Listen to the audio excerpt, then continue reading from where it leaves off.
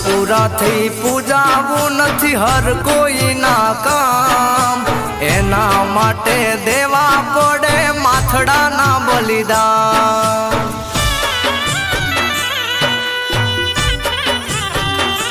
હો સુરાપુરાથી પૂજાવું નથી હર કોઈના કામ, એના માટે દેવા પડે માથડાના બલિદાન।